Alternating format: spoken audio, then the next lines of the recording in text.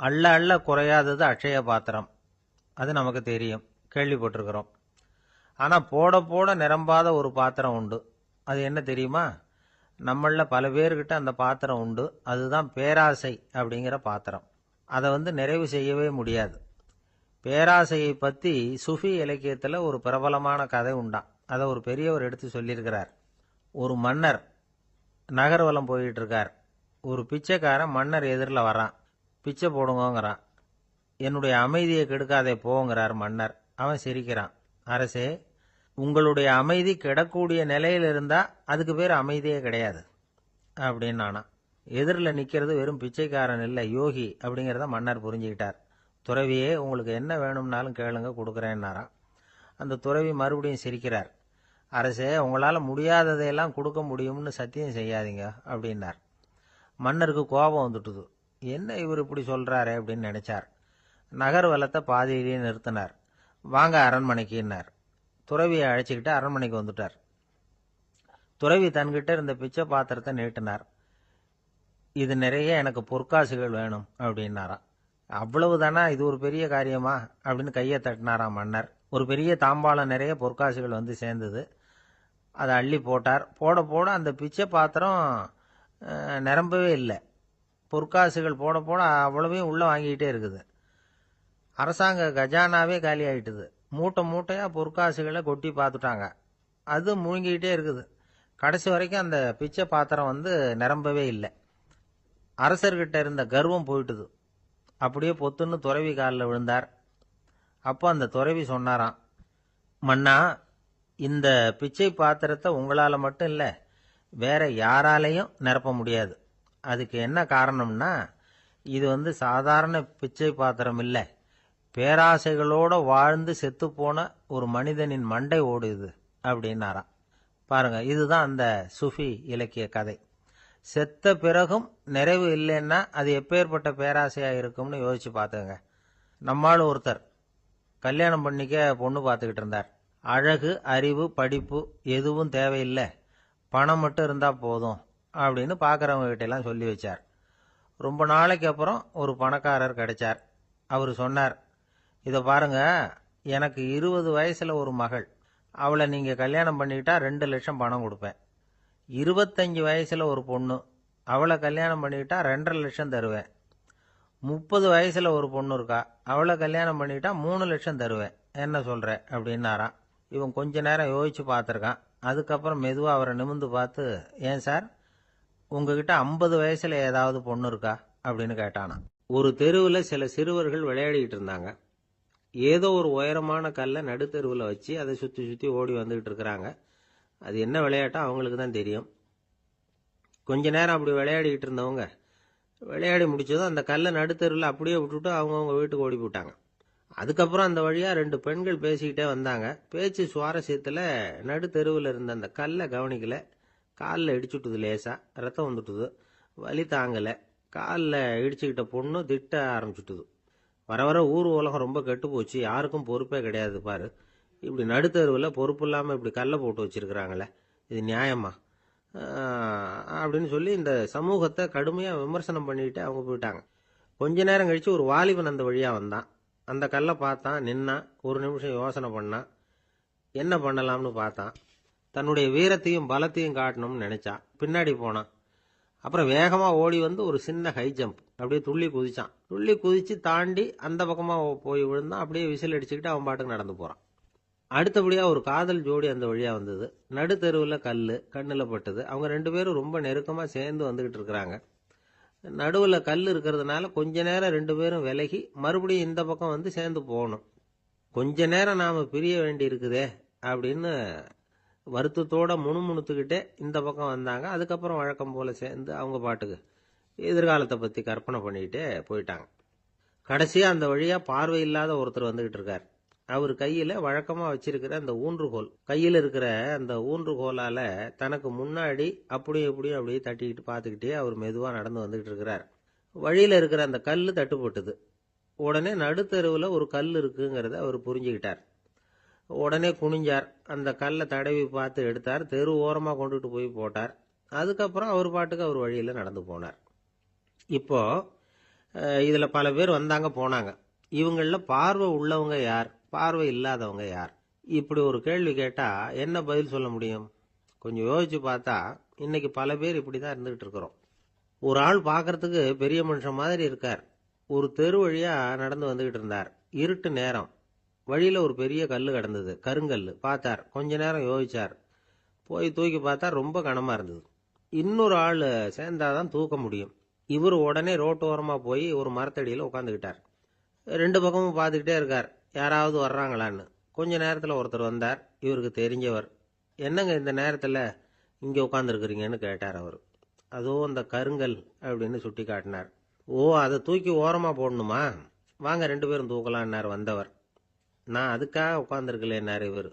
பின்ன வேற எதுக்காகன்னார் அவர். ஒரு மனுஷன் கருங்கல்லில் காலை இடிச்சுக்கிட்டான்னா எப்படி துள்ளுவான்னு பார்க்கணுங்கிறது எனக்கு ரொம்ப நாளாக ஒரு ஆசை. அதுக்காக தான் உட்காந்துருக்கிறேன் அப்படின்னாராம். ஒரு பெரியவர் உட்காந்துருக்கிறார். அவரை சுற்றி அவருடைய தோழர்கள் உட்காந்துருக்கிறாங்க. ஏதோ ஒரு முக்கியமான செய்தியை அவர் அவங்களுக்கு சொல்லிகிட்டு இருக்கிறார். அவங்களும் ஆர்வமாக கேட்டுக்கிட்டு இருக்கிறாங்க. இந்த சமயத்தில் யாரோ ஒரு ஆள் வேகமாக அங்கே வர்றார்.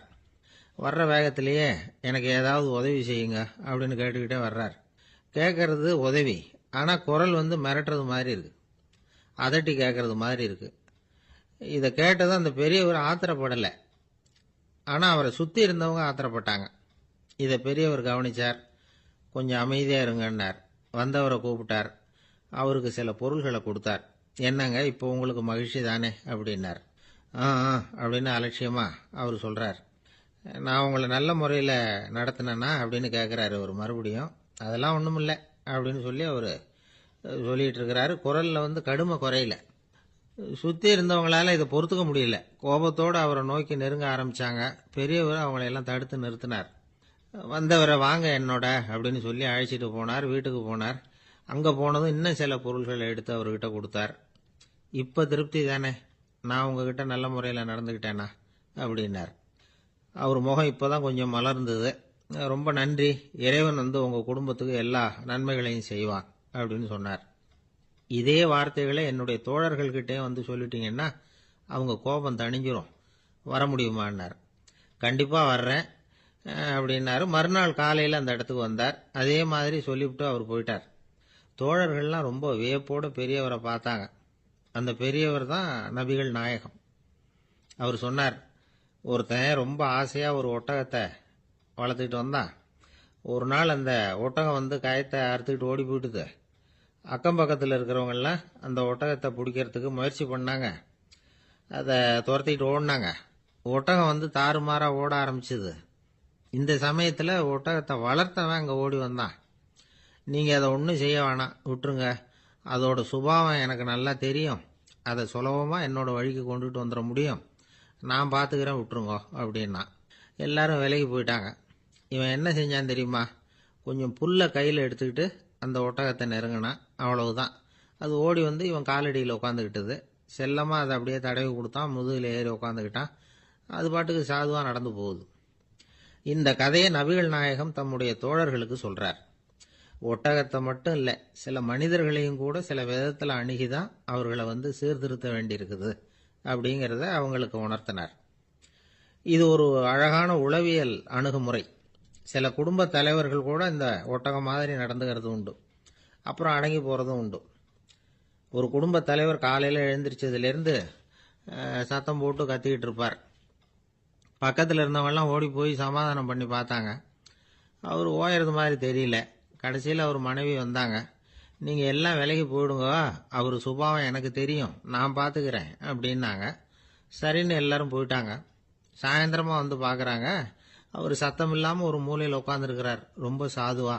ஆச்சரியமாக இருந்தது. என்னம்மா பண்ணீங்கன்னு கேட்டாங்க. அது ஒன்றும் இல்லைங்க, ஒரு வேளை சாப்பாட்டை நிறுத்தினேன், பட்னி போட்டேன், அவ்வளவுதான் அப்படின்னாங்க அந்த அம்மா. இந்த உலகத்தில் எவ்வளவோ உயிரினங்கள் இருக்கு. ஒவ்வொன்றும் ஒவ்வொரு விதமாக சண்டை போடுது. இப்போ 2 மாடு சண்டை போட்டுக்குதுன்னு வச்சுங்க, என்ன பண்ணும்? 2 முட்டிக்கும். அதுக்கு சண்டை போடுறதுக்கு ஆயுதமாக உபயோகப்படுறது அதோட கொம்பு.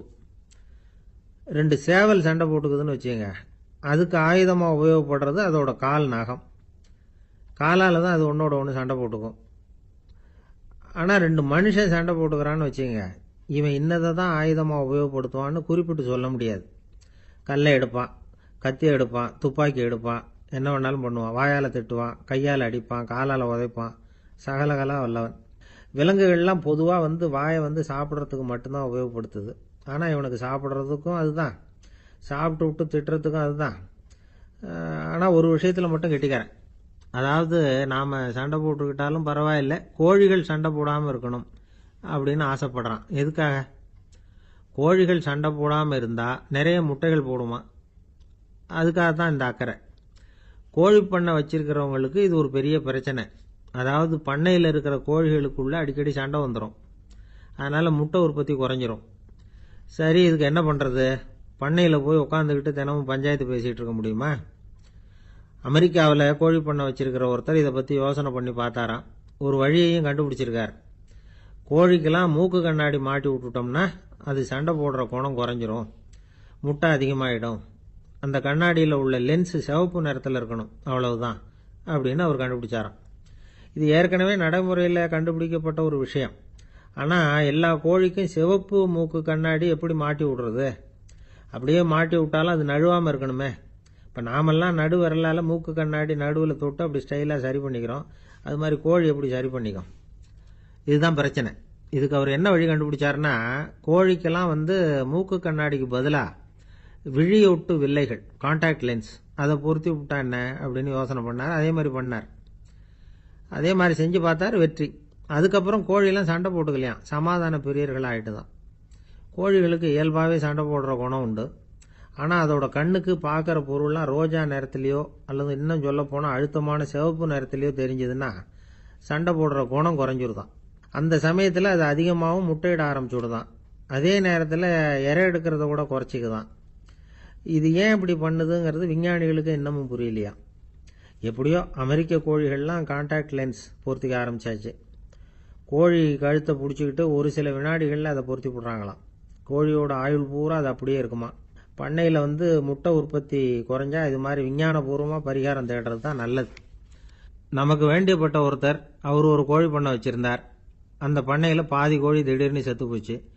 உடனே ஒரு கால்நடை மருத்துவர்கிட்ட போக வேண்டியது தானே. அங்கே போகல, உள்ளூரில் மந்திரம் பண்ணிகிட்டு இருந்த ஒரு சாமியார்கிட்ட போனார். அவர் காலில் விழுந்தார். சாமி, என் பண்ணையில் பாதி கோழி செத்து போட்டுதுன்னார். சாமியார் யோசனை பண்ணார்.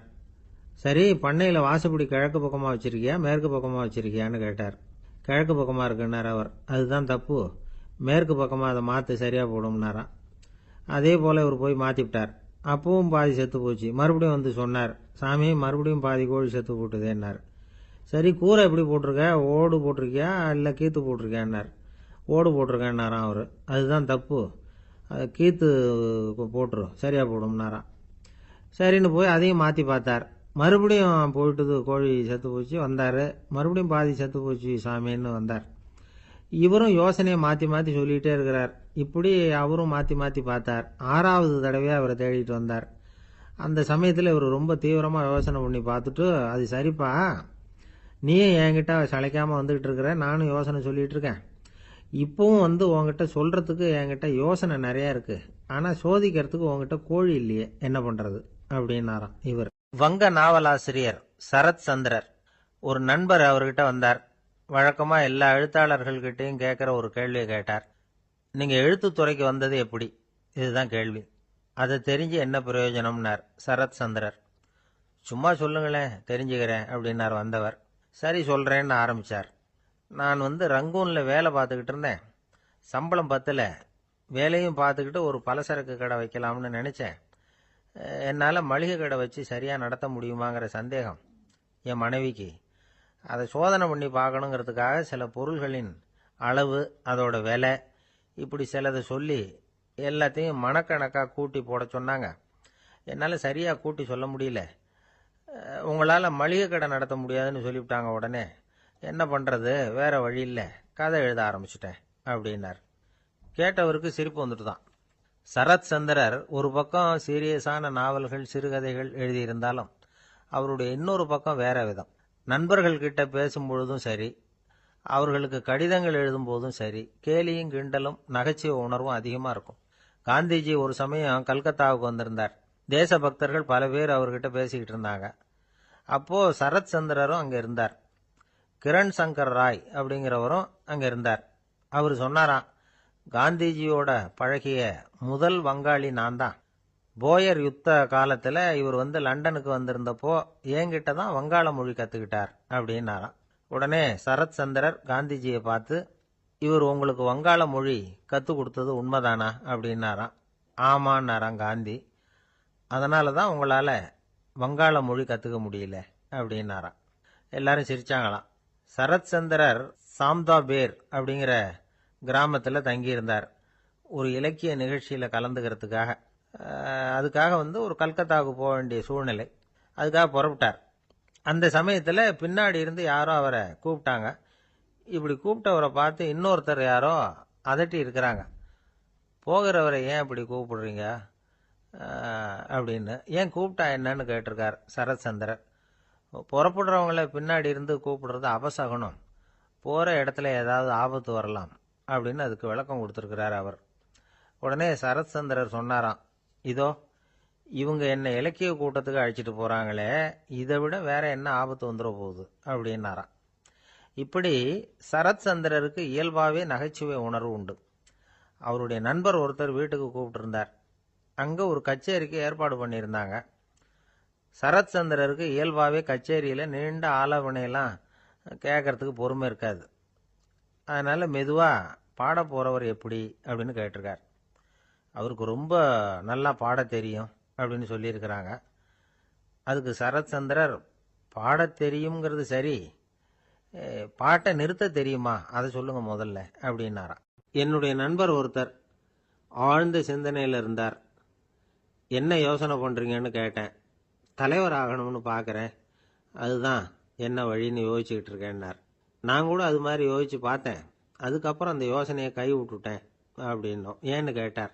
அதுக்கான தகுதிகள் நமக்கு இல்லைங்கிறது புரியுது. அது நமக்கு புரியறத விட நம்ம விட மற்றவங்களுக்கு நல்லா புரிஞ்சு போச்சு. அதனால பேசாம கம்முன்னு இருந்துடுறது தான் நல்லது அப்படின்னோம். தலைவர் ஆகிறதுக்கு தகுதிகள் வேற உண்டோ அப்படின்னு கேட்டார். அவர் யதார்த்தமாக தான் கேட்குறார். நாங்கள் உடனே எங்ககிட்ட இருந்த ஒரு புஸ்தகத்தை எடுத்து அவர்கிட்ட கொடுத்தோம். படித்து பாருங்கன்னு. தலைவர் ஆகிறதுக்கு என்ன வழி அப்படிங்கிறத பற்றி அதில் போட்டிருக்கிறாங்க. முதல் வழி என்ன தெரியுமா? ஒரு 4 பேர் முன்னாடி இல்லைன்னா ஒரு கூட்டத்துக்கு முன்னாடி நீங்கள் பேச போறீங்க. அப்போ எப்படி ஆரம்பிக்கணும்னா, உண்மையான புகழ்ச்சி, நேர்மையான பாராட்டு, இதோடு ஆரம்பிக்கணும். எடுத்ததுமே அது சரியில்லை இது சரியில்லைன்னு பேசிகிட்டு இருக்கக்கூடாது. மக்களை பார்த்து நீங்கள் தான் தப்பு பண்ணிவிட்டீங்க அப்படின்னு நேரடியாக சொல்லக்கூடாது. தவறு இருந்தாலும் அதை மறைமுகமாக ஏதாவது கதை சொல்லி அதிலிருந்து அவங்க புரிஞ்சுக்கிற மாதிரி செய்யணும். அடுத்தவங்க பண்ண தப்பு என்னன்னு அலசறதுக்கு முன்னாடி நீங்கள் பண்ணின தப்பு என்னங்கிறத பற்றியே பேசுங்க. எதுக்கும் நேரடியாக உத்தரவு போட்டுக்கிட்டு இருக்கக்கூடாது. இதை நீங்கள் செய்யணும் அப்படின்னு சொல்கிறதுக்கு பதிலாக நீங்கள் இப்படி செஞ்சால் எப்படி இருக்கும் அப்படின்னு கேள்வி மாதிரி கேட்கணுமா. இப்படி கேட்டால் அது உத்தரவு மாதிரி தெரியாதான். அடுத்தவங்க மரியாதையை காப்பாற்றுறது மாதிரி பேசணுமா. உங்கள் பேச்சு இன்னொருத்தரை அவமானப்படுத்துறது மாதிரி இருக்கக்கூடாதான். ஏண்டா இவங்கிட்ட போய் மாட்டிக்கிட்டோம்னு யாரும் நினச்சிடக்கூடாது. ஒவ்வொரு சின்ன வளர்ச்சியையும் பாராட்டணும். வெற்றி சாதாரணமாக இருந்தாலும் பாராட்டாமல் இருந்துடக்கூடாது. பாராட்டும் பொழுது தாராளமாக இருக்கணும். குறை சொல்லும் பொழுது கவனமாக இருக்கணும். வாய்க்கு வந்தபடி பேசிவிட்டா அதுக்கப்புறம் வகையாக மாட்டிக்கிட்டு முழிக்க வேண்டியிருக்கும். நீங்கள் பேசுறது இன்னொருத்தருக்கு ஒரு கௌரவத்தையும் மரியாதையும் உண்டு பண்ணுறது மாதிரி இருக்கணும். நீங்கள் பேசுறது அடுத்தவங்களுக்கு இருக்கிற கொஞ்ச நெஞ்ச மரியாதையும் எடுத்து விடுறது மாதிரி இருக்கக்கூடாது. உங்கள் பேச்சை கேட்டால் கேட்குறவங்களுக்கு ஒரு ஊக்கம் வரணும், உற்சாகம் வரணும். தவறு எதுவாக இருந்தாலும் அதை சுலபமாக திருத்திக்கலாம், சரி பண்ணிக்கலாங்கிறது மாதிரி இருக்கணும் உங்கள் பேச்சு. அடுத்தவங்களை சந்தோஷப்படுத்துங்க. உங்கள் யோசனையை கேட்டு நடந்துக்கிறதுனால அந்த சந்தோஷம் அவங்களுக்கு கிடைக்கணும். இந்த தகுதியெல்லாம் உங்ககிட்ட இருந்தால் நீங்கள் ஒரு சிறந்த தலைவராகலாம் அப்படின்னு அந்த புஸ்தகத்தில் போட்டிருக்குது. இந்த காலத்தில் தலைவர் ஆகிறதுக்கு வேற சில தகுதிகள்லாம் கூட தேவைப்படுது. ஒரு புள்ள தன்னுடைய அப்பா கிட்ட, அப்பா உன்ன மாதிரியே நானும் அரசியலில் சேரணும், தலைவர் ஆகணும்னு ஆசைப்படுறேன், இன்னையிலேருந்து எனக்கு அரசியல் பாடம் கற்றுக் கொடு அப்படின்னு கேட்டிருக்கான். அவரும் சரின்னு சொல்லிவிட்டு ஒரு பெரிய ஏணியை எடுத்துகிட்டு வந்தாராம். ஒரு செவுத்தில் சாத்தினார். இந்த ஏணியில் ஏறி உயர போய் அங்கே பரன் மேலே இருக்கிற ஒரு புத்தகத்தை எடுத்துகிட்டு வாடான் இருக்கார் மகனை பார்த்து. அப்பா ஏணி ரொம்ப உயரமாக இருக்குது, நீ ஜாக்கிரதையாக இதை பிடிச்சிக்கோ, நான் ஏறி போகிறேன் அப்படின்னு நான் பையன். பயப்படாத, நான் பார்த்துக்கிறேன்னாரு அப்பா. பையன் ஏணியில் ஏறினா உச்சிக்கு போனதும் அப்பா கையை எடுத்துட்டார். ஏணி அப்படியே சரிஞ்சுட்டுது. பையன் பொத்துன்னு கீழே விழுந்துட்டான். இடுப்பு பிடிச்சிக்கிட்டு எழுந்திரிச்சான். என்னப்பா இது, இப்படி என்னை ஏற விட்டுட்டு கையை விட்டுட்டியே, இப்படி கை விடலாமா அப்படின்னு கத்தியிருக்கான். அப்பா நிதானமாக சொன்னாராம், அவசரப்படாதப்பா, அரசியலில் இதுதான் முதல் பாடம், பெத்த அப்பனா இருந்தாலும் அவனை நம்பாதே அப்படின்னு உபதேசம் பண்ண ஆரம்பிச்சாராம். ஒருத்தர் இருக்கார், நல்ல உத்தியோகத்தில் தான் இருக்கிறார். ஆனால் எப்போ பார்த்தாலும் முகத்தை வெறுப்பாக வச்சிருப்பார். அப்படியே வருவார் போவார். ஏன் சார் இப்படி இருக்கிறீங்க அப்படின்னு விசாரித்தோம். ஏன்டா இந்த வேலைக்கு வந்தோம்னு இருக்கு சார் அப்படின்னார். உங்கள் வேலை உங்களுக்கு பிடிக்கலையா அப்படின்னு கேட்டோம். இல்லைன்னார். இப்படிப்பட்டவங்க வெற்றிகரமான வாழ்க்கை வாழ முடியாது. இது நிபுணர்கள் கருத்து. வேலையை நேசிக்க தெரிந்தவர்கள் வெற்றி பெறுவார்கள் அப்படிங்கிறாங்க அவங்க. எந்த துறையாக இருந்தாலும் சரி, அந்த துறையில் வெற்றிகரமாக இருக்கிறவங்கள விசாரித்து பாருங்கள். எனக்கு என்னுடைய வேலை ரொம்ப பிடிக்கும் அப்படின்னு சொல்கிறவங்களாக தான் இருப்பாங்க. அப்படி இருந்தால் தான் அது வெற்றிகரமாக இருக்க முடியுது அவங்களால. ஒருத்தனுக்கு பிடித்தமான பொழுதுபோக்கே அவனுடைய தொழிலாக இருந்துட்டுதுன்னா அவனை மாதிரி கொடுத்து வச்சவன் வேற யாரும் இல்லை அப்படிங்கிறார் பெர்னாட் ஷா. ஒரு தடவை மன்னர் ஹுமாயூன் உயிரை தண்ணீர் முண்டு ஊற்றுகிற தொழிலாளி ஒருத்தர் காப்பாற்றினாராம் அந்த ஹுமாயூன் உயிரை.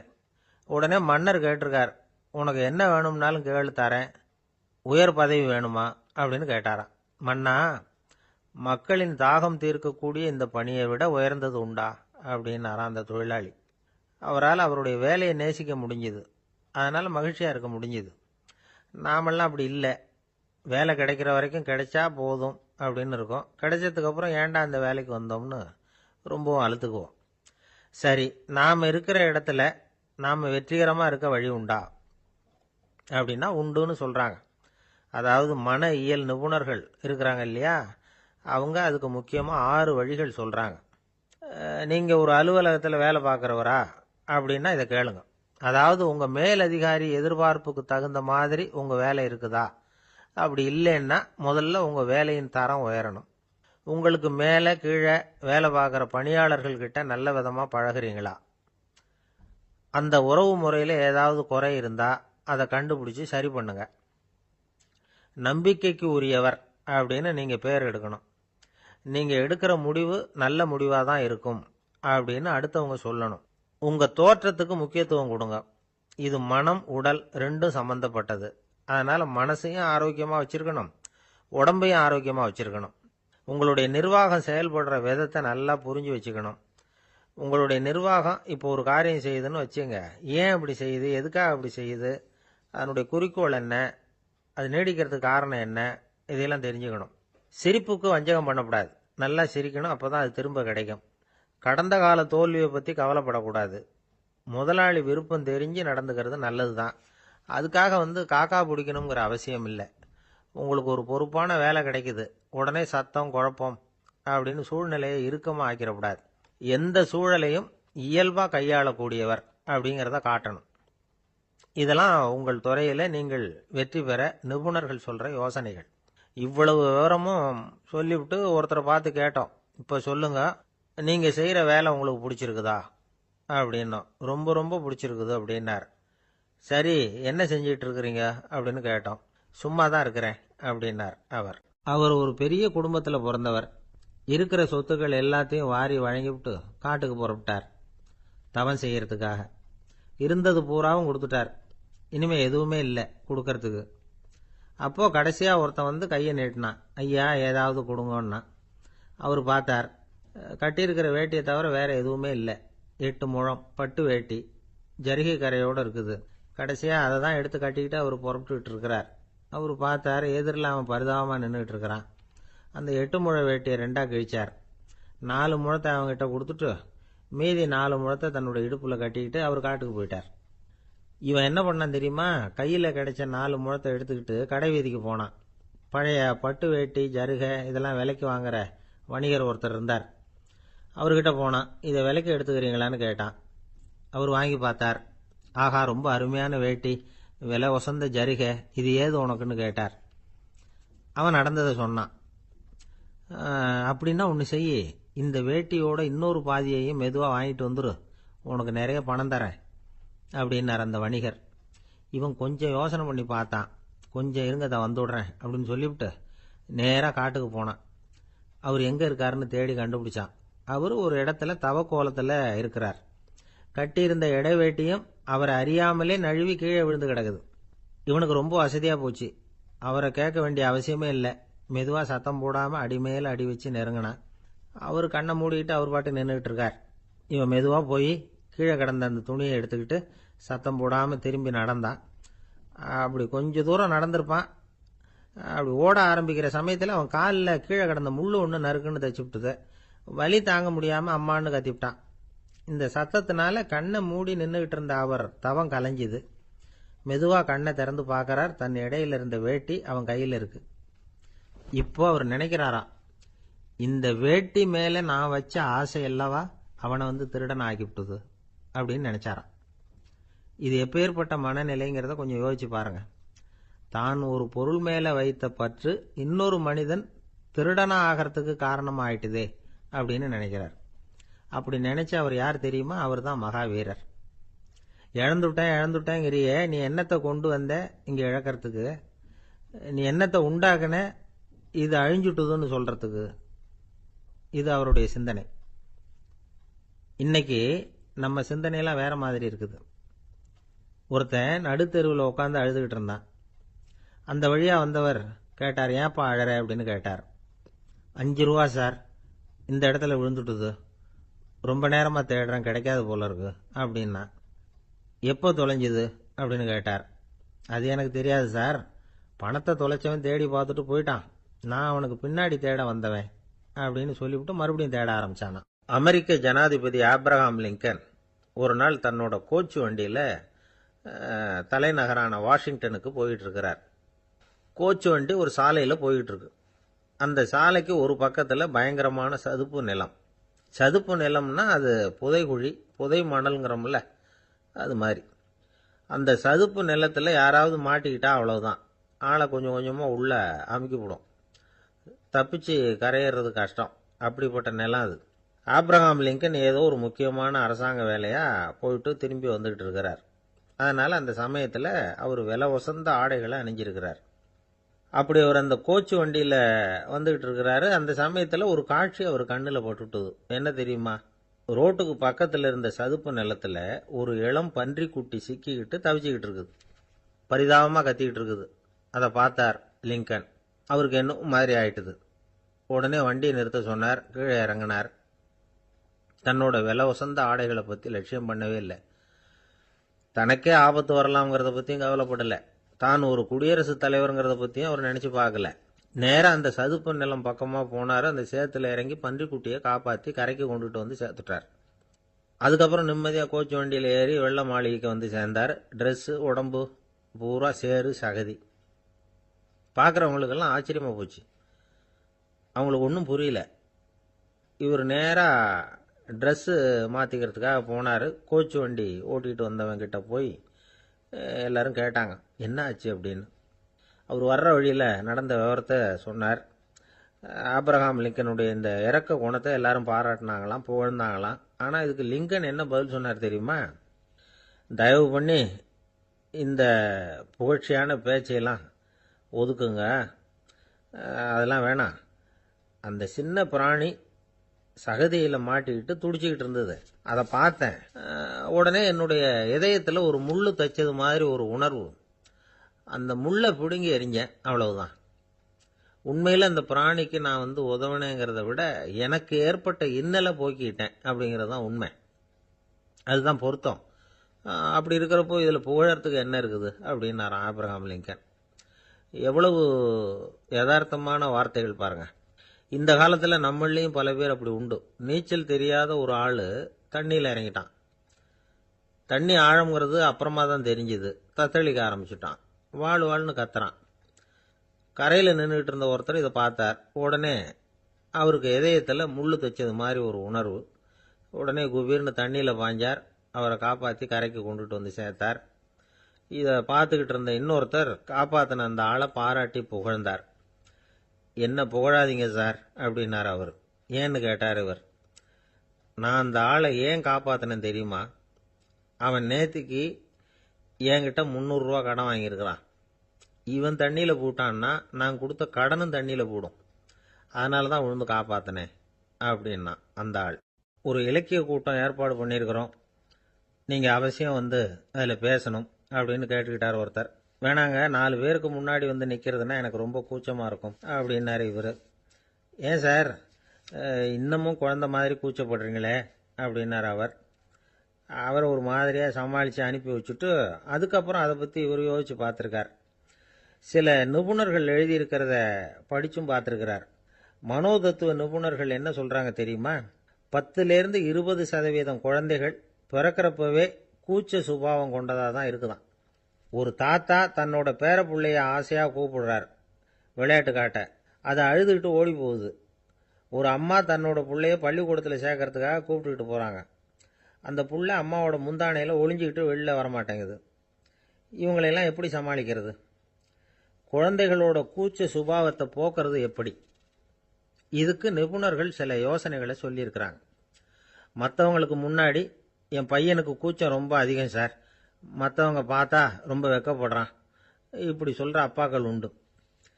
என் பையன் புது மனுஷால பார்த்தா அட்டையாக ஒட்டிக்குவான் சார் அப்படின்னு சொல்கிற அப்பாக்களும் உண்டு. இப்படிலாம் குழந்தைகளுக்கு வந்து முத்திரை குத்துறது ரொம்ப தப்பான். புதுசாக யாராவது வீட்டுக்கு வந்தால் குழந்தை தானாக தன்னோட கூச்சத்தையும் பயத்தையும் போக்கிக்கிட்டு சகஜமாக மாறி வர்றதுக்கு வாய்ப்பு கொடுக்கணுமா.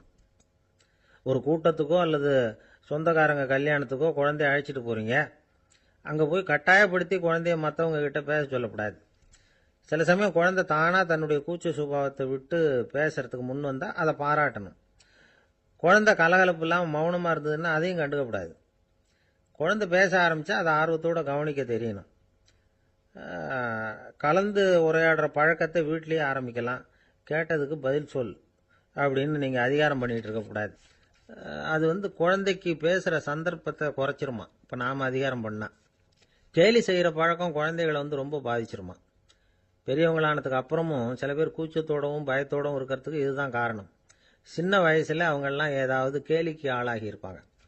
2வது குழந்தை மூத்த குழந்தைய வந்து கேலிக்கு ஆளாகிற சந்தர்ப்பங்களை கண்டு கேலி பண்ணினா அது இளம் நெஞ்சங்களை விட்டு நீங்கிறதே இல்லையா. எப்பவும் குழந்தையோட நடை உடை பாவனைகளை பற்றி சொல்லிக்கிட்டே இருக்கக்கூடாதான். அதுவே கூச்ச சுபாவத்தை கொண்டுட்டு வந்துருமா. அப்பா எங்கன்னு யாராவது கேட்டால் இது மாதிரி இன்ன காரியத்துக்காக வெளியில் போயிருக்கார், இத்தனை மணிக்கு திரும்பி வருவார் அப்படின்னு சொல்கிற அளவுக்கு குழந்தைகளை வந்து பழக்கப்படுத்தி வைக்கணும். ஃபோன்லேயே யாராவது விசாரித்தா கூட இது மாதிரி பதில் சொல்லு அப்படின்னு சொல்லணும். சின்ன சின்ன மீட்டிங்கில் 4 வார்த்தை பேச தயார் பண்ணலாம். ஒரு கடையிலையோ அல்லது ஹோட்டல்லையோ ஏதாவது விவரம் கேட்கணும்னா உங்கள் குழந்தைய தைரியமாக அனுப்புங்க. குழந்தைகள் பணிவாகவும் பொறுமையாகவும் விவரம் கேட்குறப்போ கூச்ச சுபாவம் தானாக போயிடும். சின்ன வயசுலேயே இப்படிலாம் பழக்கப்படுத்தினாதான் வருங்காலத்தில் தைரியமாக இந்த சமுதாயத்தில் வாழ முடியும். இல்லைன்னா 60 வயசுலேயும் அடுப்பங்கரையை விட்டு வெளில வர்றதுக்கு கூச்சப்பட்டுக்கிட்டு தான் இருக்க வேண்டியிருக்கும். இந்த காலத்து பிள்ளைங்க எவ்வளவோ பரவாயில்ல, எதுக்கும் தயங்குறதில்ல, கூச்சப்படுறதில்ல. ஒரு அம்மா அடுப்பங்கரையிலேருந்து சத்தம் போட்டாங்க, டேய் ராமு, தயவு பண்ணி அந்த டிவியை நிறுத்துறா, அந்த பெண்ணோட குரல் மகா மோசம், அடுப்பங்கரையில் இருக்கிற என்னாலேயே அதை சகிச்சிக்க முடியல அப்படின்னாங்களாம். உடனே பையன் கொஞ்சம் கூட தயங்காமல் பதில் சொல்கிறான், அம்மா இந்த குரல் டிவியிலேருந்து வரல, எதிர்த்த விட்டு மாமி தான் இங்கே வந்திருக்கிறாங்க, அவங்க தான் இப்போ என்னோட பேசிக்கிட்டு இருக்கிறாங்க அப்படின்னானா. ஐயா, உங்கள் பேரை தொடர்ந்து தினம் கேட்டுக்கிட்டு இருக்கிறேன் அப்படின்னார் ஒருத்தர். தொடர்ந்து கேட்குறீங்களே, உங்களுக்கு காது வலிக்கலையா அப்படின்னு கேட்டோம். பேசுகிற உங்களுக்கே வாய் வலிக்கல அப்படிங்கிறப்போ கேட்குற எங்களுக்கு எப்படி காது வலிக்கும் அப்படின்னார். நம்ம உடம்புல ஒரு அதிசயம் என்ன தெரியுமா? ரொம்ப நேரம் நாம் நடக்கிறோம்னு வச்சுக்கோங்க, கால் வலிக்கும். ரொம்ப நேரம் வேலை செஞ்சால் கை வலிக்கும், உடம்பு வலிக்கும். ரொம்ப நேரம் பார்த்துக்கிட்டே இருந்தால் கண்ணு வலிக்கும். ரொம்ப நேரம் பேசிக்கிட்டே இருந்தால் வாய் கூட வலிக்கும். ஆனால் ரொம்ப நேரம் கேட்டுக்கிட்டே இருக்கிறதுனால காது வலிக்கிறது இல்லை. அதனால் கேட்கறதுக்கு முக்கியத்துவம் கொடுத்தாங்க நம்ம பெரியவங்க. திருவள்ளுவர் வந்து தேவையில்லாமல் வார்த்தைகளை உபயோகப்படுத்த மாட்டார். ஒரு திருக்குறள்னு எடுத்துக்கிட்டாவே அதில் மொத்தம் 7 வார்த்தைகள், அவ்வளவுதான். அப்படி 7 வார்த்தைகள் மட்டுமே உள்ள ஒரு திருக்குறளில் வள்ளுவர் ஒரே வார்த்தையை 5 தடவை உபயோகப்படுத்தியிருக்கிறார், திரும்ப திரும்ப பயன்படுத்தியிருக்கிறார். அப்படின்னா அதை எந்த அளவுக்கு வலியுறுத்தி சொல்கிறார் அப்படிங்கிறத நாம் புரிஞ்சுக்கணும். அது என்ன குறள்? செல்வத்துள் செல்வம் செவிச்செல்வம், அச்செல்வம் செல்வத்துள் எல்லாம் தலை. செவிச்செல்வம்ங்கிறது அவ்வளவு முக்கியமானது. கற்றலின் கேட்டல் நன்று. அதிகம் கேட்கணுங்கிறதுக்காகத்தான் எவ்வளவு கேட்டாலும் காது வலிக்கிறது இல்லை. குறைச்சலாக பேசணும், அதிகமாக கேட்கணும். இன்னொரு விஷயம் கவனிங்க. நம்ம உடம்புல கண்ணுக்கு மூடி இருக்குது, எதையாவது நாம் பார்க்க விரும்பலைன்னா உடனே கண்ணை மூடிக்கலாம். நம்ம வாய்க்கு மூடி இருக்குது, பேச விருப்பம் இல்லையா, வாயை மூடிக்கலாம். மூக்குக்கு கூட மூடிக்கிற வசதி இருக்குது, எதையாவது முகர விருப்பம் இல்லையா, மூச்சை அடக்கிக்கலாம். ஆனால் பாருங்க, காதுக்கு மூடி கிடையாது, அதை கையால் தான் மூட முடியும். யார் என்ன சொன்னாலும் அது நல்லதோ கெட்டதோ காதில் விழுந்துக்கிட்டு தான் இருக்கும். அறிவு தான் நல்ல விஷயங்களை எடுத்துக்கிட்டு கெட்ட விஷயங்களை விட்டுடணும். நல்ல கருத்துக்கள் நம்ம காதில் நிறைய விழுந்துக்கிட்டே இருக்கணும். அதை கேட்டு நாம் நல்லபடியாக வாழணுங்கிறது தான் படைப்பின் விருப்பம். ஆன்மீகவாதிகள் கூட ஒன்று சொல்லுவாங்க. அதாவது, ஆன்மீக பாதையில் நீங்கள் முன்னேறணும்னா முதல்ல சிரவணம் செய்யணும்பாங்க. அதாவது பெரியவங்க சொல்கிற நல்ல கருத்துக்களை கேட்கணும் அப்படின்னு அதுக்கு அர்த்தம். அதனால் யார் நல்ல கருத்துக்களை சொன்னாலும் அதை காது கொடுத்து கேளுங்க. இவ்வளவு கருத்துக்களையும் நம்ம நேயர் ஒருத்தர்கிட்ட சொல்லிகிட்டு இருந்தோம். அவரும் சரி சரின்னு தலையாடிக்கிட்டே இருந்தார். அப்புறம் சொன்னார், நீங்கள் சொல்கிறது சரிதான் சார், காதுக்கு மூடி இல்லைங்கிறது ரொம்ப சரி. அதனால தான் உங்கள் தகவல் கூட நாங்கள் விரும்புகிறோமோ இல்லையோ தினம் காதில் விழுந்துக்கிட்டு இருக்குது அப்படின்னார். எங்களுக்கு ரொம்ப பெருமையாக இருந்தது. அப்படியா அப்படின்னோம். ஆனாலும் என்ன மாதிரி சில பேர் நீங்கள் தகவல் சொல்கிற சமயத்தில் காதில் மூடி இல்லையேன்னு சொல்லி கவலைப்படுறதில்ல சார் அப்படின்னார். ஏன்னு கேட்டோம். காதை மூடுறதுக்கு தானே வசதி இல்லை, ரேடியோவை மூடுறதுக்கு வசதி இருக்குதுல்ல, அதனால் டக்குன்னு அதை மூடி வச்சுருவோம் அப்படின்னார். அம்மாக்காரங்களுக்கு அடிக்கடி ஏற்படுற கவலை ஒன்று உண்டு. அதாவது, குழந்தை சரியாக சாப்பிட மாட்டேங்குதே அப்படிங்கிற கவலை. இவங்கெல்லாம் ஒரு விஷயத்தை நல்லா புரிஞ்சுக்கணும். குழந்தைகள்ங்கிறவங்க பெரியவங்க மாதிரி இல்லை. அவங்க கடிகாரத்தில் மணியை பார்த்துட்டு சாப்பிட்றதுக்கு உட்கார்ற ரகம் கிடையாது. பசிச்சா சாப்பிடுவாங்க, இல்லைன்னா விளையாடுவாங்க அல்லது தூங்குவாங்க. அது புரியாமல் அவங்கள கட்டாயப்படுத்தி அல்லது மிரட்டி சாப்பிட வைக்கிறது ரொம்ப தப்பு. ஒரு 8 மாத குழந்தைக்கு 3 மணி நேரத்துக்கு ஒரு தடவை பசிக்கும். அந்த நேரம் பார்த்து சாப்பாடு கொடுத்தா அடம் பண்ணாமல் அது பாட்டுக்கு சாப்பிட்றோம். அதே குழந்தைக்கு 1 வயசு ஆகிறப்போ 4 மணி நேரத்துக்கு ஒரு தடவை பசிக்கும். இந்த வயசில் இயற்கையாகவே பசி குறைஞ்சிருக்கும். அது புரியாமல் என் குழந்தை முன்னாடி மாதிரி இப்போ சரியாக சாப்பிட மாட்டேங்கிறான் அப்படின்னு சில பேர் டாக்டர்கிட்ட போய் சொல்லிக்கிட்டு இருப்பாங்க. இன்னொரு விஷயம், ஒரு குழந்தைக்கு வயசு அதிகமாகிற வேகத்துக்கு உடம்பு எடையும் அதிகமாகிக்கிட்டே போகாது. உடம்பு எடை அதிகமாகிற வேகம் குறைஞ்சிக்கிட்டே வரும்.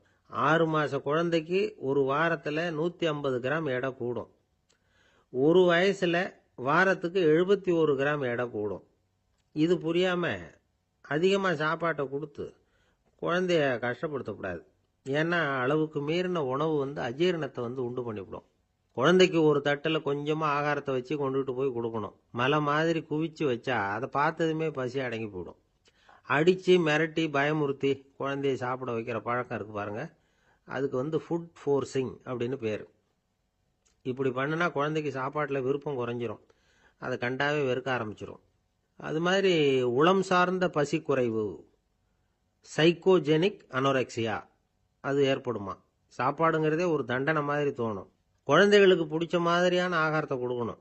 சத்து அதிகம் இருக்குங்கிறதுக்காக அதுக்கு பிடிக்காத ஆகாரத்தை கொடுத்து கட்டாயப்படுத்தக்கூடாது.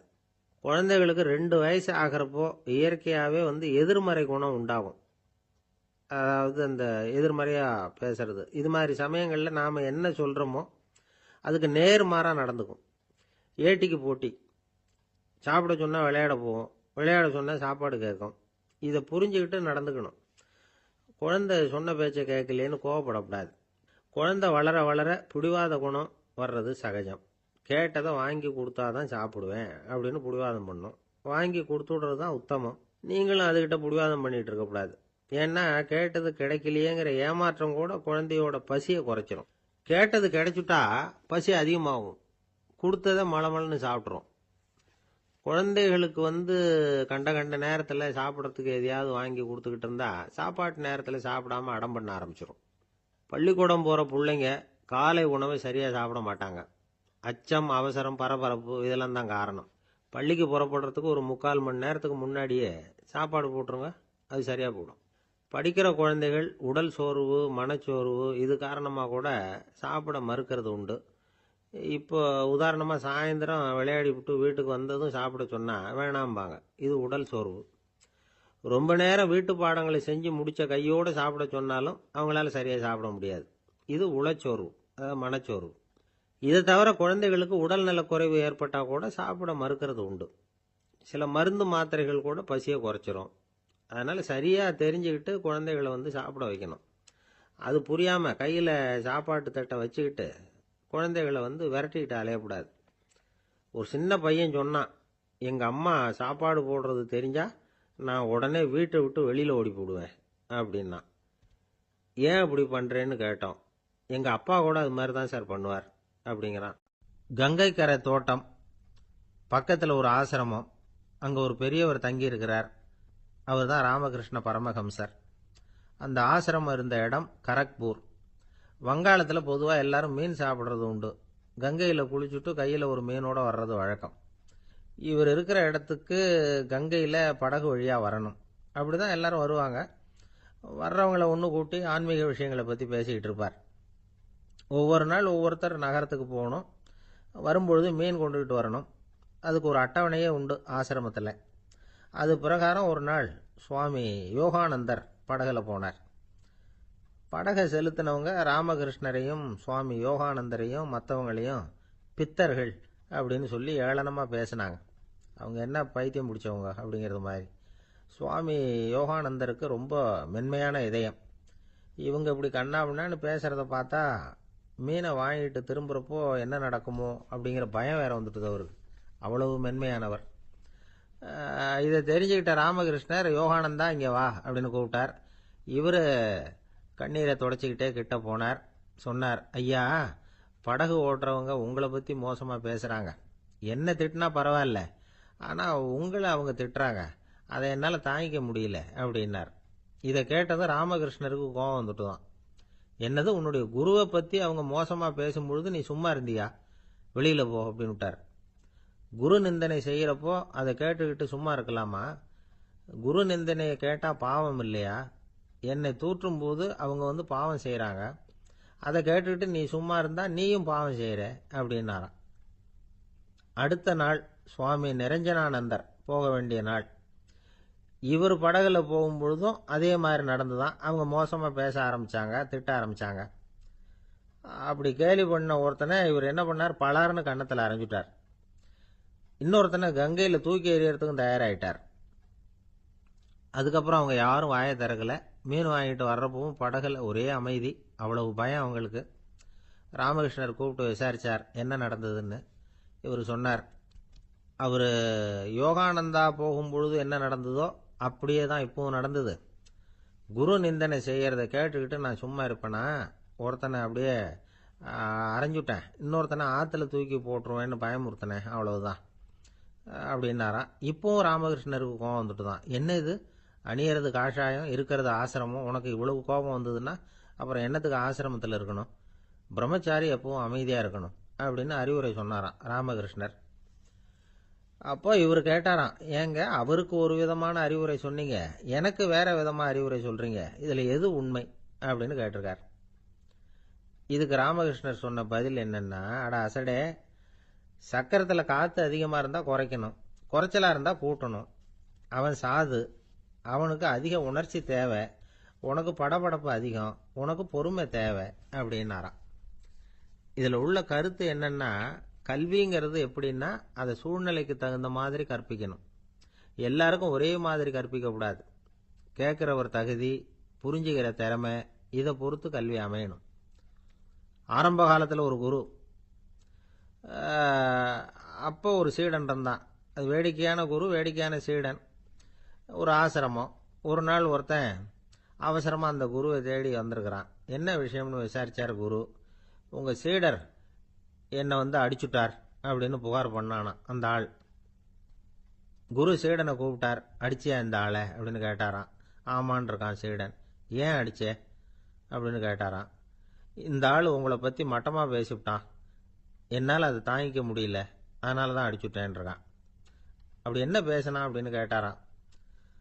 உன்னுடைய குருநாதர் இப்போல்லாம் அர்த்தமில்லாமல் பேச ஆரம்பிச்சுட்டார் அப்படின்னு சொல்லிவிட்டான், அதனால தான் அடிச்சுட்டேன் அப்படின்னானான். அதுக்காக அடிச்சே அப்படின்னாரான்.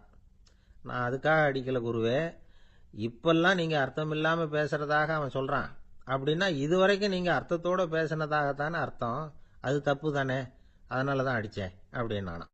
பந்திக்கு முந்தர ஆசாமிகள் நம்மள பல பேர் உண்டு. அப்படி முந்தறதுக்கு கூட முயற்சி பண்ணுறவங்க நிறைய பேர் இருக்கிறாங்க. இதில் என்ன ஒரு விஷயம்னா, பந்திக்கு முந்துறது கூட தப்பு இல்லை.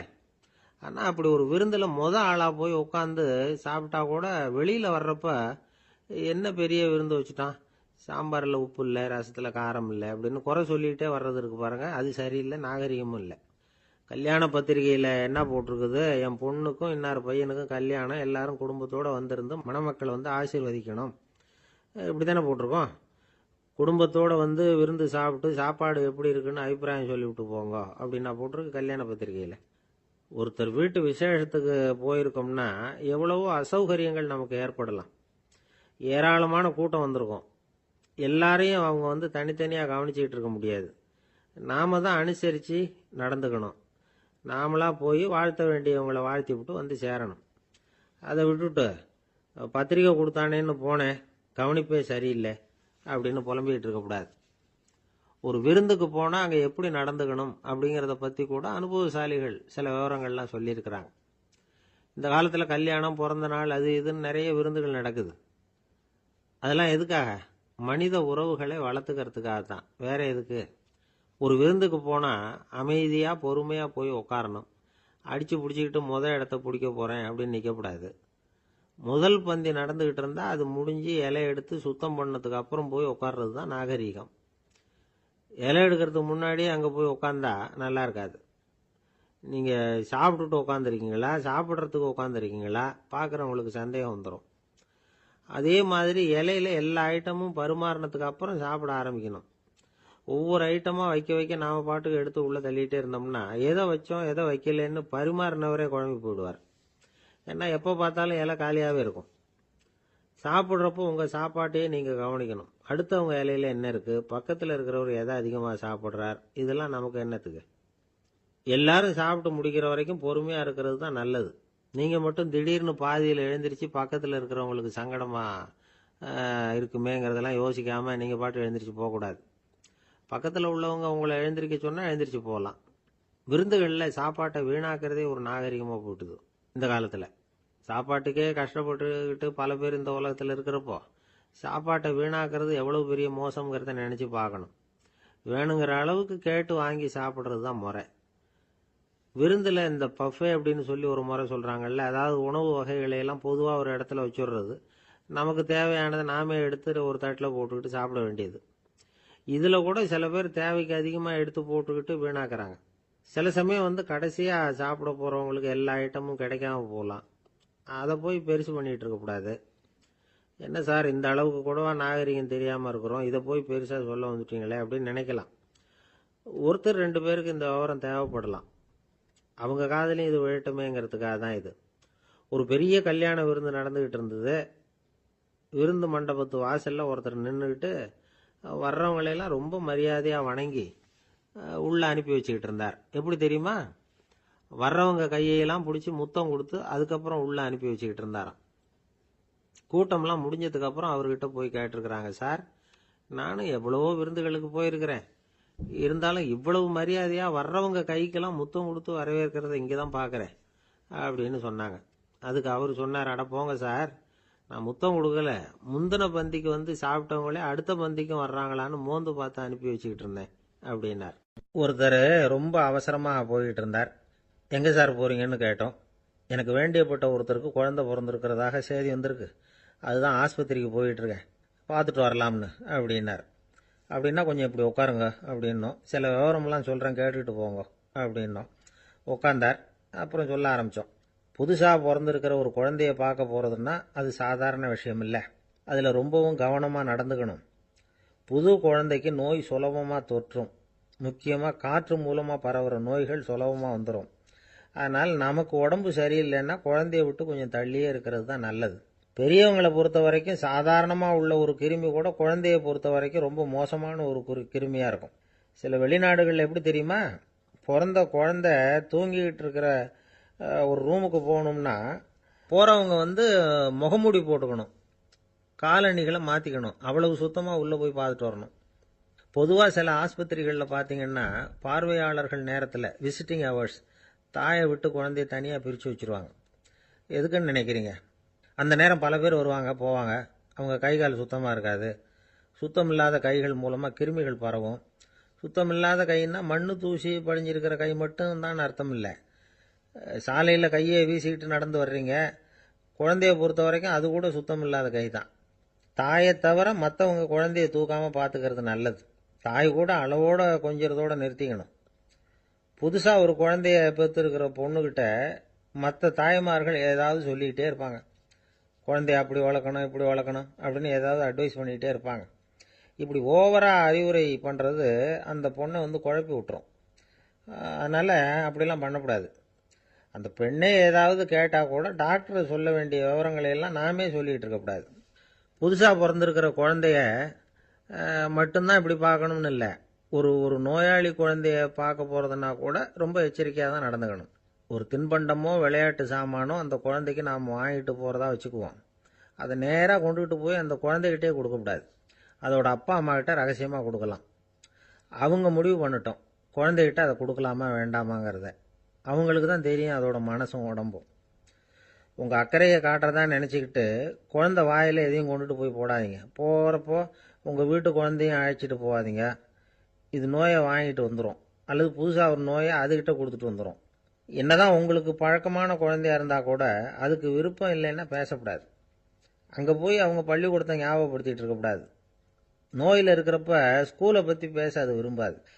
ஆஸ்பத்திரியை விட்டு வெளியில் புறப்படுறப்போ குழந்தைகிட்ட சொல்லணும்னு அவசியம் இல்லை. அதோட அப்பா அம்மா கிட்ட சொல்லிவிட்டு புறப்பட்டா போதும். குழந்தை கோபிச்சிக்காது. சமூக சம்பிரதாயத்தை பற்றி அது கவலைப்படுறதில்லை. இப்படி எல்லா விவரமும் நம்ம எதிரில் உட்காந்துருந்தவங்க கிட்ட சொல்லி முடித்தோம். ரொம்ப நன்றி சார் அப்படின்னு சொல்லிவிட்டு அவர் புறப்பட்டார். குழந்தைங்க கொஞ்சம் வளர்கிற வரைக்கும் தான் நாம் எச்சரிக்கையாக இருக்கணும்னு இல்லை, வளர்ந்த பிறகு இன்னும் எச்சரிக்கையாக இருக்கணும். ஒரு பையன் பள்ளிக்கூடத்துலேருந்து திரும்பி வீட்டுக்கு வந்தான். முகம் பூரா நகத்தால் கீறி இருந்தது. அப்பா பார்த்து பயந்துட்டார். யாருடா உன்னை இப்படி பண்ணது அப்படின்னார். என் கூட படிக்கிற இன்னொரு பையன்னா.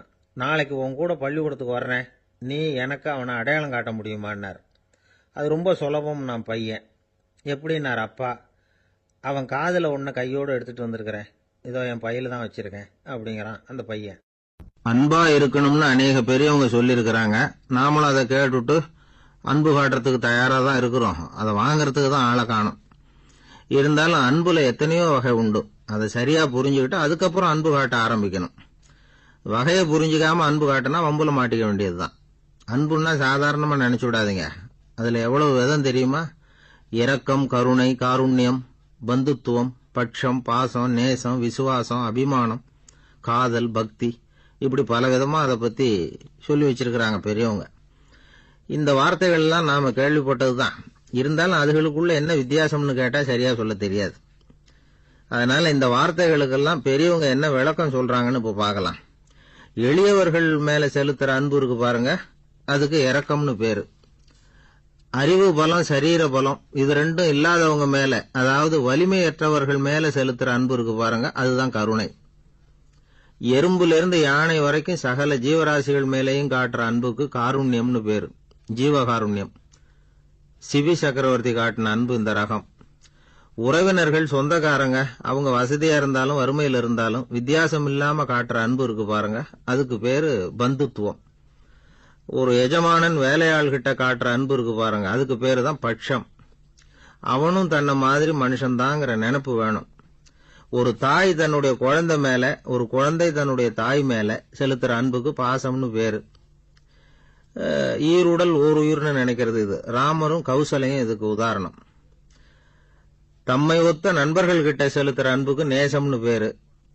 வயசு, செல்வம், அந்தஸ்து இந்த வித்தியாசமெல்லாம் பார்க்காம அவங்க சுக துக்கத்துல சமபங்கு எடுத்துக்கிறது இது. கிருஷ்ணன் குசேலர்கிட்ட காட்டினது இந்த ரகம். வேலை செய்யறவன் முதலாளி கிட்ட காட்டுற அன்புக்கு விசுவாசம்னு பேரு. தேசத்து மேலையும் தாய்மொழி பேர்லையும் செலுத்துற அன்புக்கு அபிமானம்னு பேரு. தேசாபிமானம்னு சொல்றமே இதுதான். ஒரு கணவன் மனைவி பேர்ல காட்டுற அன்புக்கு காதல்னு பேரு. கடவுள் பேர்ல செலுத்துற அன்புக்கு பக்தின்னு பேரு. இப்படி அன்புல பல ரகம் இருக்கிறப்போ அதுல உள்ள வித்தியாசம் தெரியாம இடம் மாத்தி அன்பு காட்டினா இடைஞ்சல் தான். சரி, இந்த அன்பை பத்தி விஞ்ஞானம் என்ன சொல்லுது தெரியுமா? இதயத்தை பாதுகாக்கிறதுக்கு முக்கியமா தேவைப்படுற ஒண்ணு இந்த அன்புதான்னு சொல்லுது. நெதர்லாந்து விஞ்ஞானிகள் இதை ஆராய்ச்சி பண்ணியே கண்டுபிடிச்சிருக்கிறாங்க. கொஞ்சம் முயல் குட்டிகளை 2 பிரிவா பிரிச்சாங்க. 2 குரூப்புக்கும் கொழுப்பு அதிகமா உள்ள ஆகாரத்தையே கொடுத்துட்டு வந்தாங்க. ஆனா ஒரு குரூப்புக்கு வெறுமன ஆகாரத்தை கொடுத்ததோட சரி, இன்னொரு குரூப் முயல்களுக்கு ஆகாரம் கொடுத்ததோட நிறுத்திக்கல. அதுக்கு முன்னாடி கூண்டுகளை திறந்து விட்டு முயல்களை கொஞ்ச நேரம் எடுத்து கொஞ்சி விட்டு அதுக்கப்புறமா ஆகாரம் கொடுத்தாராம் ஆராய்ச்சியாளர். இந்த குரூப்புக்கு இதய பாதிப்பு 60% குறைச்சலா இருந்துதான். சில நோயாளிகளுக்கு ஹார்ட் அட்டாக் வந்தாலும் அதை தாங்கிக்கிட்டு குணமாகிற சக்தி அதிகமா இருக்குது. இது எப்படின்னு ஆராய்ச்சி பண்ணி பார்த்திருக்கிறாங்க. அவங்க எல்லாம் மனைவி தன் பேர்ல ரொம்ப அன்பா இருக்கிறதாக நினைக்கிறவங்களா இருக்கிறாங்களாம். இதய நோயாளிகள் பல பேரை சந்திச்சு இதய நோய் ஏற்பட என்ன காரணம்னு கேட்டிருக்கிறாங்க. அவங்க சொன்ன காரணம்லாம் சாப்பாடு சம்பந்தமா இல்லையா, மனைவி அன்பா இல்ல, இப்படிப்பட்ட காரணத்தை தான் சொல்றாங்களாம். அதனால இதயத்தை பாதுகாக்கணும்னு நினைக்கிறவங்க அடுத்தவங்க அன்பா இருக்கிறது மாதிரி பாத்துக்குங்க, அதுதான் முக்கியம். ஒருத்தர் முகம் பூரா பிளாஸ்டரி போட்டுக்கிட்டு வந்தார். ரொம்ப கோபமா, என்னங்க ஆச்சுன்னு விசாரிச்சேன். எல்லாம் உங்களால தான் சார்னார். விவரமா சொல்லுங்களேன். என்ன, உங்க தகவலை கேட்டுட்டு ஒரு பூனைக்குட்டியை கையில எடுத்தேன், அன்பா அதை தடவி கொடுக்கறதுக்காக. ஆனா அது முந்திக்கிட்டது, அது என் முகத்தை தடவி கொடுத்துட்டுது, முகம் பூரா நகை கீறல், அதுதான் இப்படி அப்படின்னார். அன்புல அறிவு சேராததுனால வந்த கோளாறு இது. காஞ்சிபுரத்துல பல்லவ ராஜா ஒரு கோவில் கட்டினார், கைலாசநாதர் கோவில். அதுக்கு கும்பாபிஷேகம் பண்றதுக்கு ஒரு நாள் குறிப்பிட்டு அதுக்கு வேண்டிய ஏற்பாடுகள்லாம் பண்ணினார். முதல் காரியமா கடவுளை வேண்டிக்கிட்டார், நீங்க இந்த கும்பாபிஷேகத்துக்கு நேர்ல வந்து கலந்துக்கணும்னார். கடவுள் அந்த ராஜா கனவுல வந்தார். நீ கும்பாபிஷேகம் வச்சிருக்கிற அதே நாள்ல அதே நேரத்துல எனக்கு இன்னொரு ஊர்ல ஒரு கும்பாபிஷேகம் இருக்குது, அதுக்கு போக வேண்டியிருக்கு. அதாவது திருநின்ற ஊர்ல என்னுடைய பக்தர் ஒருத்தர், அவரும் ஒரு கோயில் கட்டி கும்பாபிஷேகம் செய்யறார், நான் அதுக்கு போக வேண்டியிருக்கு, அதனால உன்னுடைய தேதியை நீ மாத்தி வச்சுக்கோ அப்படின்னார். கடவுள் தான் எங்கேயும் இருக்கிறவராச்சே, அவர் நினைச்சா 2 இடத்துலயும் இருந்து கோயில் கும்பாபிஷேகத்தை நடத்த முடியாதா? ஏன் இப்படி செய்யல? அது ஒரு முக்கியமான காரணத்துக்காக தான். திருநின்ற ஊர்ல இருந்த பூசலாருங்கிற அந்த அடியாரின் பெருமையை இந்த உலகத்துக்கு எடுத்து காட்டணுங்கிறதுக்காகத்தான் கடவுள் அந்த ராஜா கிட்ட அப்படி சொன்னார். சரி, அந்த அடியார் அப்படி என்னதான் பெருசா கோயில் கட்டி விட்டார்? ராஜா கட்டின கோயிலை விட பெருசா? அவர் கட்டினது கருங்கல்லாலேயோ மண்ணாலேயோ மரத்தாலேயோ இல்ல. அவர் கட்டின கோயில் வேற மாதிரி. அது மனசால கட்டின கோயில், மனசுக்குள்ள இருக்கிற கோவில், மனக்கோவில். அந்த அடியார் தன்னோட மனசுக்குள்ள மாசக்கணக்கா ஒவ்வொரு கல்லா சேர்த்து கட்டின கோவில். இந்த விஷயம் ராஜாவுக்கு தெரியாது. அவர் என்ன நினைச்சுட்டாரு, அது நாம கட்டின கற்கோயிலை விட ரொம்ப பெருசா இருக்கும் போல இருக்கு அப்படின்னு நினைச்சுட்டாரு. சரி, அப்பேற்பட்ட அந்த கோயிலை தரிசனம் பண்ணிவிட்டு வருவோம் அப்படின்னு நினைச்சு ராஜா திருநின்ற ஊருக்கு போறார். அங்க போய் பார்த்தா கோயிலையும் காணும், ஒன்னையும் காணும். கடைசியில பூசலார் கட்டின மனக்கோவில் தான் அதுங்கிறத அவர் புரிஞ்சுக்கிறார். உடனே அந்த அடியாரின் காலில் விழுந்து வணங்குறார். அவரோ, இது மனசால முயன்ற கோவில், இதுக்கு இத்தனை பெருமையா அப்படின்னு ஆச்சரியப்படுறார். இதுல ஆச்சரியப்படுறதுக்கு ஒண்ணும் இல்ல. ஆண்டவன் விரும்புறது அகபக்தியை தவிர புற தோற்றங்களே அல்ல. இத நாம புரிஞ்சுக்கிட்டோம்னா நமக்குள்ள எந்த வேறுபாடுகளும் வர்றதுக்கு வழியே இல்லை. இன்னொரு ராஜா இருந்தார். அவரு ஆண்டவனுக்கு படைக்கிறதுக்காக ஒரு தார் நல்ல செவ்வாழை பழமா எடுத்துக்கிட்டு போகணும்னு நினைச்சார். அதனால முத நாளே அதை வாங்கிட்டு வர சொன்னார் வேலைக்காரங்கிட்ட. வேலைக்காரன் போனா கடத்தெருவில் ஒரு தார் பழம் வாங்கினா. வர்ற வழியில அவன் குடிசை, அப்படியே எட்டி பார்த்துட்டு போவோமேன்னு நினைச்சான். போனான். அங்க இவனோட குழந்தை பாவம் பசியால கத்திட்டு இருக்கு. இவன் பார்த்தான், இவ்வளவு பெரிய தாரில் ஒரு 2 பழம் எடுத்தா தெரியவா போகுது அப்படின்னு நினைச்சு ஒரு 2 பழத்தை பிச்சு அந்த குழந்தைகிட்ட கொடுத்தான். அது அதை வாங்கி வயிறார சாப்பிட்டுது, பசி அடங்குச்சு, விளையாட போயிட்டுது. இவன் அதுக்கப்புறம் வாழைப்பழத்தை எடுத்துக்கிட்டு அரண்மனைக்கு வந்தான். 2 பழம் பிச்சிருக்கிறது ராஜாவுக்கு தெரிஞ்சு போச்சு. இவன் உண்மையை சொல்லிவிட்டான். உடனே ராஜா, கடவுளுக்கு படைக்க வேண்டிய பொருளை குழந்தை எச்சில் பண்ண விட்டுருக்கியே அப்படின்னு சொல்லி அவனை கட்டி வச்சு சாட்டையால் அடிச்சார் பாவம். மறுநாள் பழத்தை கோயிலுக்கு எடுத்துட்டு போனார். கடவுள் முன்னாடி வச்சார். கடவுள் கண்ணை திறந்து பார்த்தார், பழம்லாம் அழுகி இருக்குது. என்ன இது அழுகி போன பழம் அப்படின்னார். ராஜா முழிச்சார். நல்லா தானே இருந்தது அப்படின்னு நினைச்சார். அப்போ கடவுள் அந்த ராஜா கிட்ட சொன்னாராம், இத பாருப்பா, இந்த தாரில் 2 பழம் தான் நல்ல பழம், அந்த 2 பழங்களையும் நேத்திக்கே நான் சாப்பிட்டுட்டேன் அப்படின்னாராம். அப்பதான் ராஜாவுக்கு புரிஞ்சுது, ஏழை குழந்தையின் பசியை தீர்க்கறதுக்காக உதவுன அந்த 2 பழம் தான் இறைவன் சாப்பிட்ட பழம்னு. இறைவன் இருக்கிற இடம் எது? இதுதான். என்ன சார் உங்க பையன் என்ன செஞ்சுட்டு இருக்கிறான் இப்போ அப்படின்னு கேட்டார் ஒருத்தர். அடிக்கடி கண்ணாடி முன்னாடி நின்று அழகு பார்த்துக்கிட்டு இருக்கிறான் சார் அப்படின்னாரு அப்பா. இளம் பருவம் இப்படிதான் இருக்கும், அதையெல்லாம் சாதாரணமாக நினைச்சுடாதீங்க அப்படின்னாரு அவரு. என்ன சார் சொல்றீங்க, கண்ணாடி முன்னாடி நின்றுக்கிட்டு நேரத்தை வீணாக்கிக்கிட்டு இருக்கான், அதை ஒரு பெரிய விஷயமா நான் நினைக்கணுமா அப்படின்னாரு இவர்.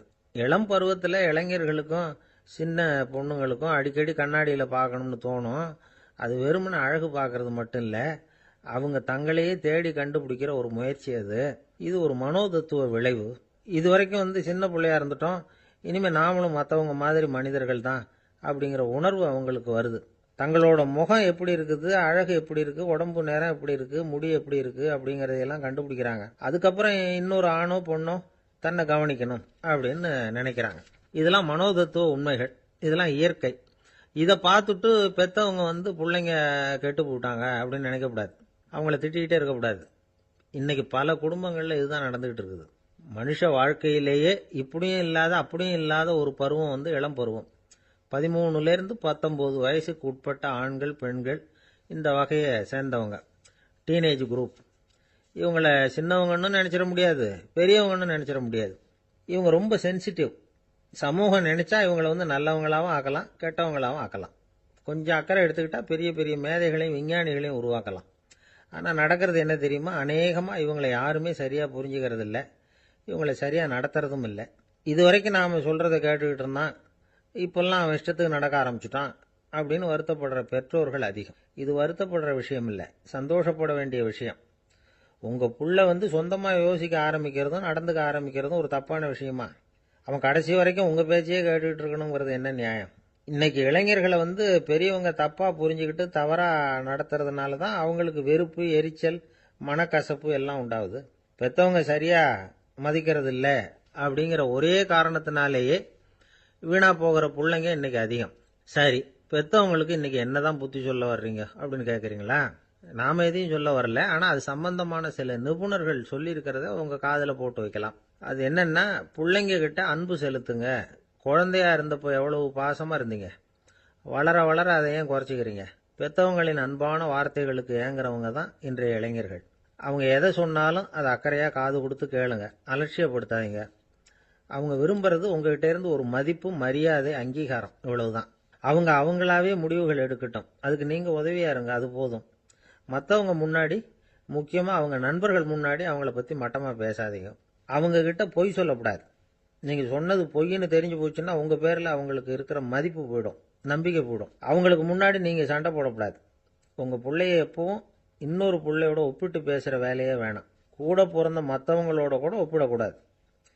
இப்படி செஞ்சா அவன் உங்ககிட்டயும் பிரியமா இருக்க மாட்டான், அவங்ககிட்டயும் பிரியமா இருக்க மாட்டான். புள்ள எங்க போறான், என்ன பண்றான் அப்படின்னுலாம் துப்பறிஞ்சிக்கிட்டு இருக்கக்கூடாது. இளைஞர்கள் தனிமையை விரும்புறவங்க. அவங்கள பெட்டியில வச்சு மூடி பாதுகாக்கணும்னு நினைக்கக்கூடாது. அவங்கள எப்படி பாதுகாக்கிறது அப்படிங்கிறது அவங்களுக்கே தெரியும்.